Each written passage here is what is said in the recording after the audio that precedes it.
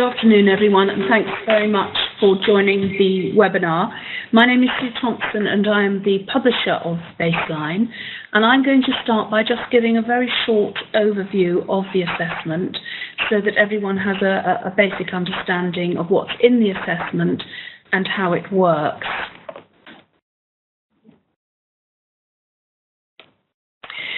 So first thing to say is that we're absolutely delighted that our Baseline won an award at the Education Resources Award Ceremony last Friday in the category for early years, including ICT. So that's hot off the press. Just to say that we have worked to create this baseline assessment from a range of early years assessments that were already published by the company. So we are drawing on literacy, mathematics, language and communication assessments that have been developed individually by experts in the field. So this brings together really a vast array of material that we've honed down into a baseline assessment that has been approved by the Department for Education as one of 6 approved assessments that can be used from this coming September.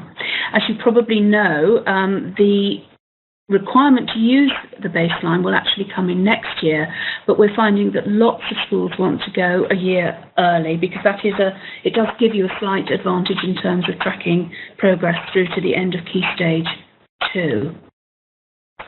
So we have gone with a dual tablet approach. So 2 tablets are required to administer the baseline, one for the teacher and one for the pupil. The pupil responds either by speaking to the teacher or by touching the tablet. Where the student touches the tablet, that response is recorded automatically. Where they speak to the teacher to give their response, the teacher records the response as either correct or incorrect. It's very straightforward, and we'll be able to see some screens in a moment that demonstrate that. We have 3 parts. It can be done in 3 sessions, 2 sessions, or a single session if you feel that the child is capable of sustaining concentration for up to 25 minutes. So our approach is unique, but it does reflect the philosophy of the company, which is to produce very well-researched, thorough assessments that are age appropriate. We're also developing some optional end of reception measures for literacy and numeracy, and that will enable you, if you've used the baseline, to track progress with those pupils to the end of reception. As I said, the baseline is in 3 parts: language and communication, phoneme awareness, which is the literacy part, and mathematics. And the little pictures that you can see, that gives you a flavour of the look and feel of the illustrations, because, as you would expect, this is highly illustrated. Most of the stimulus material is a picture. So in language and communication, we have 2 scales, expression and comprehension. In phoneme awareness, we also have 2 parts, and that is phoneme isolation and phoneme deletion, and together they measure phoneme awareness. And in mathematics, it's a single assessment, but we have been able to divide the questions into number and shape space and measurement. So just looking quickly at language and communication.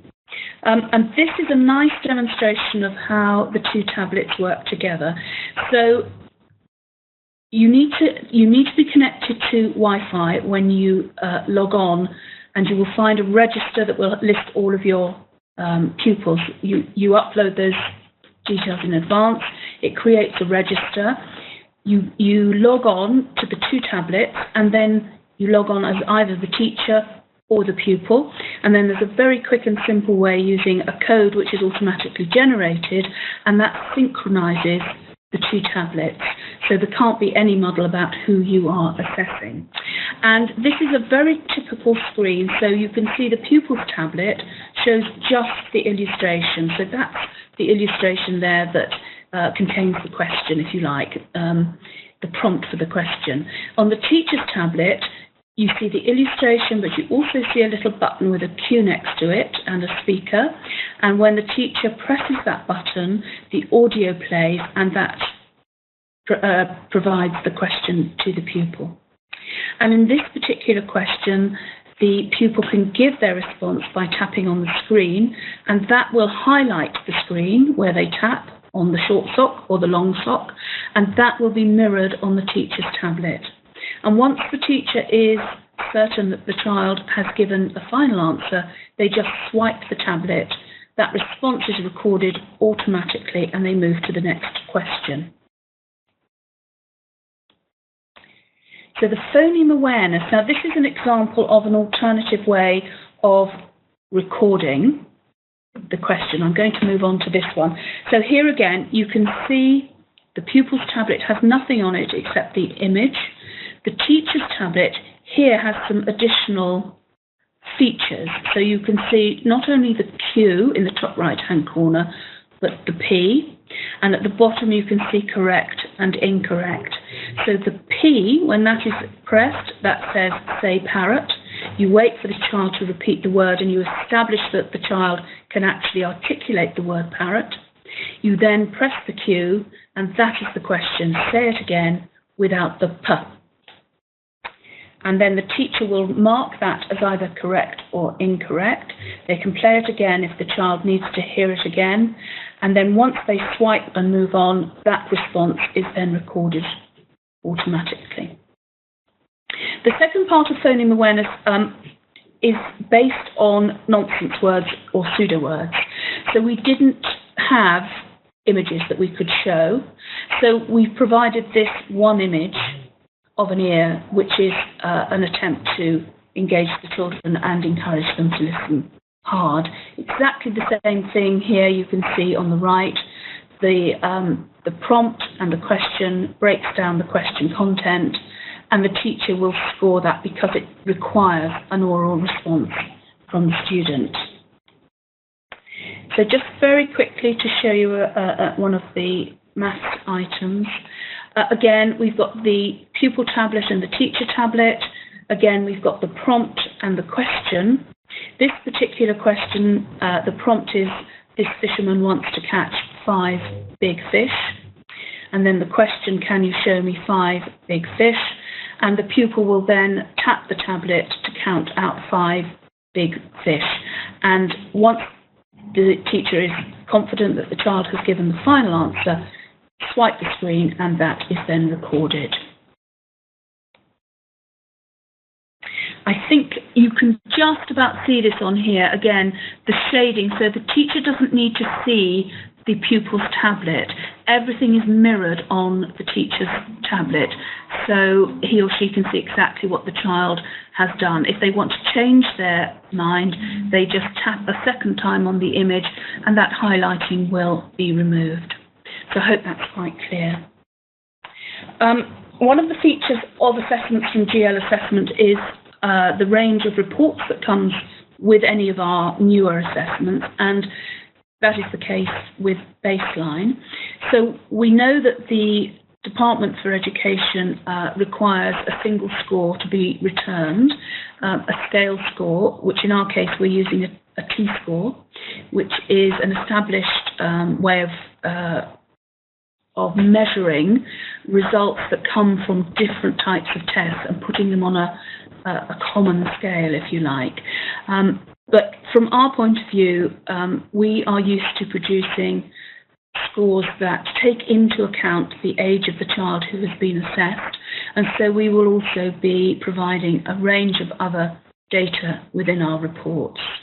So there's going to be a group report which will report on a group which you can define, so that could be a class, a year group.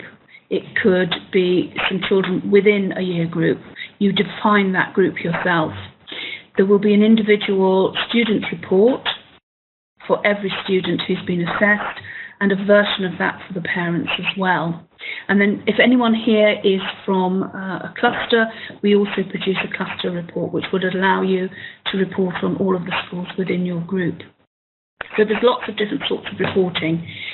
One of the very nice features, which you can't see, so I'll go back one, just to say, we have developed a narrative that goes into the teacher report and into the parent report, and that is based on the scores from the assessment, and it offers some further insights and recommendations, some suggestions for either further assessment for particular activities and how to develop the children based on the scores that you have received from the assessment. And you will be able to download a sample report after this webinar. Just very, very quickly to say something about the end of reception. This is an idea that we floated with teachers we were training to use the baseline last September, and the feedback we got was that this would be of value so that the work that was done in the reception year could be recognised through an end of reception assessment. We are including some reading assessments and mathematics. The reading is letter sounds and word reading, and the mathematics is an almost totally new assessment which is very closely mapped to the end of reception targets. Again, it will be on the dual tablet system. It will probably take about 20 minutes in total, and we will be reporting progress from baseline to end of reception, and we're doing that by working with schools that took part in the standardisation, and they are doing some further assessments for us in June. And just if anyone is interested in thinking of tracking progress beyond the end of reception, we have just published our progress test in maths and our progress test in English, and both of these series feature an end of reception test. And again, we will be working with some of the schools who trialled the baseline, and they will be administering the maths and English tests to their reception children. And again, we will then be able to provide a measure of progress from baseline into our progress test series. And that series actually goes to Key Stage 2 and beyond. It actually goes to 14. But certainly you would be able to track progress year on year from baseline to the end of year 6, which some of you may find useful. Absolutely the final word from me. We are adding an optional module for PSED, and this will be ready for people to try from September, and it will then be published the following September.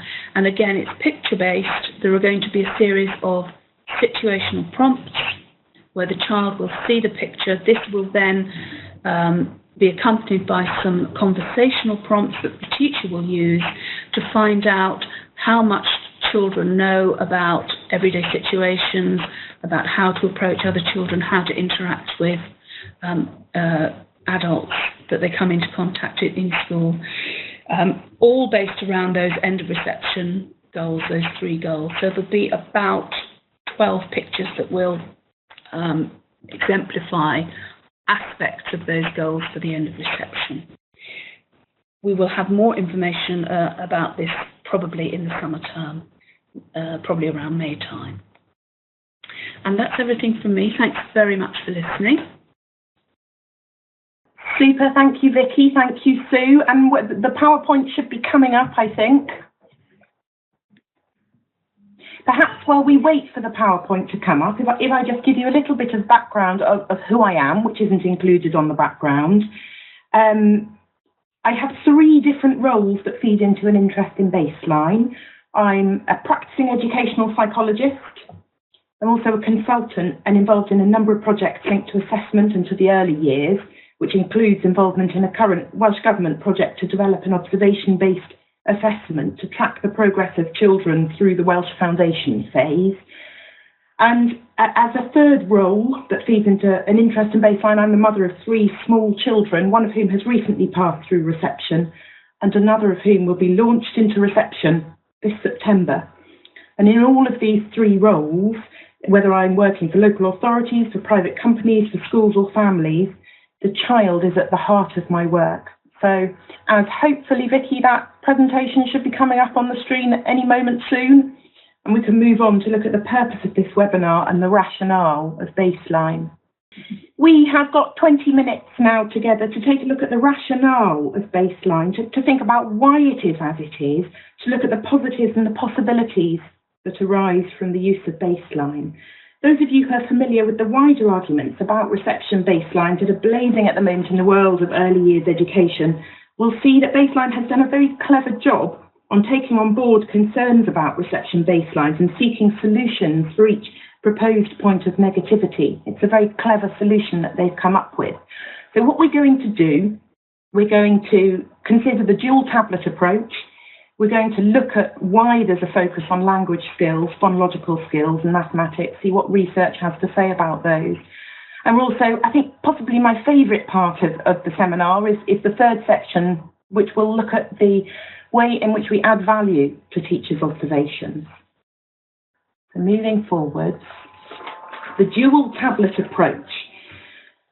Before we look at the way in which the dual tablet improves the child's experience and the adult's experience, it is absolutely vital to set this in the context of the importance of observation. So the dual tablet approach that we've got here for baseline isn't instead of observation.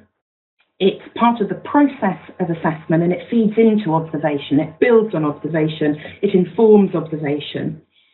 So in line with this, in line with the fact that we need to build on observation, if we look at the research in the early years literature, for example, the report Researching Effective Pedagogy in the Early Years, we see that effective settings involve a balance of teacher-directed and child-led interactions. So what we're doing here with this dual tablet approach is we're providing a very clever adult-based interaction. The government themselves noticed that it wasn't sufficient to say that baseline would tell you everything you need to know about a child. And that little quote there, the second point on this slide, gives you a nice context that the baseline assessment will sit within teachers' broader assessments of children's development, which we know go wider than any single baseline assessment can accurately capture. If we look at what the experience of baseline, the dual tablet approach, is like for children, we need to establish that the use of technology in the early years is quite a young field. So when I was first asked to do this, to look into the research and the thinking about a dual tablet approach, it's very apparent that we can't dig into decades of research. So we've been reliant on gathering feedback throughout the development process and on thinking carefully and on considering relevant theory in education and psychology. That first bullet point there, in the same way that the word test might have cold or negative connotations of large exam halls and rigid, muffled coughs. When children see tablets, the immediate association is of games and fun. They have an aura of positivity to them. So, hence the first bullet point that the very nature of using tablets is engaging and enjoyable for most children. By using two freely transportable tablets, one isn't stuck to a computer or stuck to a desk. One's not limited by a pen and paper approach or a computer. If your child is particularly comfortable doing baseline on a beanbag in the story corner, that's where baseline can be done. The automatic scoring that Sue talked about a little bit earlier, and which is intrinsic in the dual tablet approach, means that all of the attention during the baseline interaction can be with the child. This gives baseline an opportunity for a welcome addition to the small group and the whole class interactions that you'll already have in place in your reception classes. For those of you who are interested in psychological theory, the dual tablet approach is in line with theories of intrinsic motivation. So self-determination theory would suggest that if children have a sense of autonomy, a sense of control, if they have positive interactions, and if they have a sense of competence, a feeling that they can do things, then they will be intrinsically motivated to do a task. They'll want to do that task. And feedback from the baseline process has suggested that children are intrinsically motivated with baseline. And the last bullet point, I think, is a very important and interesting one, but the positivity of the experience of baseline, as well as the information that it provides practitioners, means that it adds to the settling in period rather than taking away from it. If we shift on to what the adults might gain from using dual tablet approach, those of you who have used assessment materials over and over again will realise that as you become familiar with materials, you start to pick up on patterns of how children interact with the tasks. As an educational psychologist, that's a very important factor in psychometric assessments that are done. So as one becomes familiar with how children interact with tasks, you get information on areas of development like confidence and attention skills and impulsivity, response to difficulty, persistence, resilience, curiosity, all of those absolutely vital non-cognitive skills that are so important in education. And opportunities for observing these skills with baseline are maximised by the dual tablet approach, because the automatic scoring, as mentioned before, means that all of your attention can be on the child. Second bullet point there, that time efficiency of this, that the automatic scoring frees up time for observations which can set your findings in a broader context. We also find that high reliability is intrinsic in the dual tablet approach. We move on to deciding on content. Now, this is an interesting point because the DfE specified that baselines must have most of their content linked to the learning and development requirements of the communication and language, literacy and mathematics areas of learning from the EYFS. So in that sense, hands are in some way tied, and there's been controversy about this. But rather than argue with the premise and build on the controversy in that area, what we'll do for this next part of the seminar is to show why the content of baseline enables it to provide information which adds to existing observational practice. And I think it'll be fair to conclude at the end that even if there weren't a governmental push towards the reception baseline, GL's baseline is a good tool for reception teachers to add to build on the existing observational practices. We're going to consider the three areas that are contained with baseline, and we're going to see what the research has to say about them. The slides are largely self-explanatory here, and they're quite powerful. So the research about language tells us that as many as half the children starting school in some areas have poor language skills. Those poor language skills might be the result of experience or lack of experience. They might be the result of a specific language impairment, or they might be the result of more general difficulties with learning. We also know from research, as you might imagine, but it's backed up in the research, that language skills influence lots of different areas. That includes academic outcomes, it includes behaviour, it includes social emotional skills. We know that children who start school with impaired language, about 50% to 90% of those without intervention continue to show those difficulties throughout childhood. Digging a little deeper into the structure of language that we find in the research literature, as you may find, you may have observed in your classroom that some children have good understanding of language or receptive language, but they have poor use of language or expressive language. Others have an opposite situation where their expressive language is better than receptive language. And for me, building on all of these factors, we find that early intervention for language skills is effective. This is especially the case for children with poor expressive language. The research is not quite so clear on children with poor receptive language, but certainly for all of those children with poor expressive language, if you can intervene early, then you will be able to remediate those early difficulties, and you'll be able to reduce the chance of those negative language-associated outcomes that we spoke of on the last slide back. Moving on to literacy. Again, it's as one would expect that literacy skills influence a huge range of factors, everything from economic outcomes to social mobility to mental health. Literacy skills are fundamental. And depending where you look in the research, you will see quotes of between about 3 to 10% of children whose difficulty with reading arises because of differences in the way in which they process information. We also find that about 10% of children have very specific difficulties with reading comprehension. Moving on, It appears from the research that there are a number of factors at school entry which can cause difficulties with literacy. The one of these which has the strongest research behind it is phonological awareness. So that's the ability to attend to and manipulate the sounds in words. We see also that early literacy intervention can improve literacy outcomes for many. One example of many, many studies on this would be Hatcher, Hume, Miles and colleagues back in 2006, who put in place a 20-week, 20-minute-a-day reading intervention delivered by trained teaching assistants to children in receptive, and 3/4 of those children had their early reading delays improved. All of these factors suggest that literacy is something that is very important to understand as our children enter research. I give a caveat though. Many children, when they land down in reception, possibly only having just turned 4, don't have the skills and dispositions to benefit from formal literacy teaching. So it's important to use information from early literacy assessment, as it is with all of this assessment information, in a positive way, so to support planning to develop positive dispositions rather than as an indicator of early failure. And particularly interesting, if this is an area of interest to you, there's a good chapter by Sue Palmer, chapter 16 in Too Much Too Soon, which is arguing about the importance of waiting until children are physically, socially, emotionally, cognitively ready before starting on the teaching of literacy. The mathematics literature, there's a lot of very good writing in this area by Anne Dowker. She makes difficult things seem simple, beautiful, concise writing.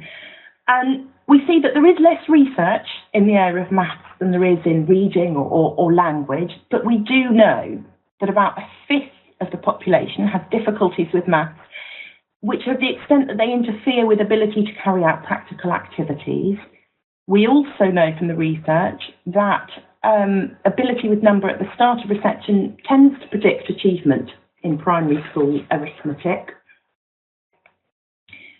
We know that it's important to identify the early signs of mathematical difficulty in order to reduce the chance of later difficulties, and we know that mathematical difficulties respond very well to early intervention. The research suggests that no two sets of mathematical difficulties are the same. You can have children who have very individual patterns of strengths and weaknesses, with ability in shape and space, but great difficulty with understanding the concept of number, for example. And in order to early intervene, to do early intervention for mathematics, we need to understand individuals' patterns of strengths and weaknesses. Again, justification for understanding all of those areas that are included in baseline maths. If we move on then to adding value to teachers' observations, I'd like to start with a little quote from the Researching Effective Pedagogy in the Early Years again. The quote is that the more knowledge the adult has of the child, the better matched their support and the more effective subsequent learning. This was a key finding from looking at the pedagogy in the early years. These 3 bullet points are on the page here, go alongside that quote. We find that information from baseline goes beyond that which is easily learned through observation alone. So many skills in a foundation stage classroom lend themselves to assessment through natural observation of play. This would include aspects of physical development and many social and emotional skills. But many of the skills of our reception children require the scaffolding of an adult-initiated or adult-directed interaction in order to be brought to the surface. This includes number skills for some children and some of the skills which are the basis of early reading in most children, so those phonological skills that I referred to earlier and which Sue shows are included in baseline. So baseline provides an opportunity to shed light on some of these harder to observe skills. And these findings from baseline can then be used to stimulate ideas for sustained shared thinking and to inform ongoing observation. And the way in which baseline focuses on a select set of skills can be seen as a strength, because by focusing on those skills that are least easy to observe reliably in a foundation stage setting, more time is left for practitioners, for you, to add to these findings with ongoing observations of wider skill areas and for any early intervention that might be required as a result of findings from baseline. So if we say that baseline maximises chances of early intervention, that means that baseline both reduces the possibility of unnecessary labelling further down children's school careers And it also, when used in the positive spirit in which baseline has been designed, it gives practitioners the chance to change outcomes for those vulnerable children who enter reception with fundamental gaps in their skills and their understanding. So baseline avoids rather than perpetuates failure, a massively important point. Bullet point 3 here, the findings from baseline can be triangulated, so you can compare them and add them together with findings from observation and discussions with parents, carers, other practitioners. So in this way, as with so many other ways that we've seen, baseline adds a new strand, it adds a new dynamic to existing practice in the foundation stage. We alluded to some of these points earlier, that baseline provides a valuable opportunity to build positive relationships through one-to-one adult-child interactions, and that this can support the process of children settling into reception. On a slightly different vein, Sue referred to the baseline reports, and these have been very cleverly written. They've been designed to stimulate thinking. They encourage you to think, why might your children be showing particular patterns of ability? What might the next possible steps be? What might the possible influence of EAL be? What might your implications be for developing dispositions for enriching play opportunities for children? As an educational psychologist whose caseload has often included a disproportionate number of summer birthday children, this first bullet point is of particular interest. The standardised age scores that are given will help teachers to think in terms of where each child might be expected to be at a particular point in time, taking their age into account. Very, very important. And as Sue said, the way in which baseline links to the progress test series provides schools with a comprehensive system for tracking progress from the EYFS through key stages 1 and 2. So although I've concentrated mostly on the formative aspects of baseline, the way in which it can empower teaching, empower practice, those positives, it can also be a very useful summative piece of information. And to conclude, I'd like to refocus on seeing baseline in terms of life hopes for the children with whom we work. I imagine that you would all agree with the hope that education will give our children the means for current and future happiness, and that by understanding, by celebrating, by building on each child's unique profile of strengths, of weaknesses, on their passions and their desires, that is a key part of enabling their happiness. Observation over time, as we started with, is best placed to capture the progression of many skills shown by foundation stage children. But, as concluded in the research literature, such as the 2002 report into pedagogy in the early years, an effective early years pedagogy involves a balance of adult-led and child-initiated interactions. So we can see that in line with the 4 guiding principles of the EYFS, baseline is a carefully crafted set of adult-led interactions which provide powerful information to complement observation.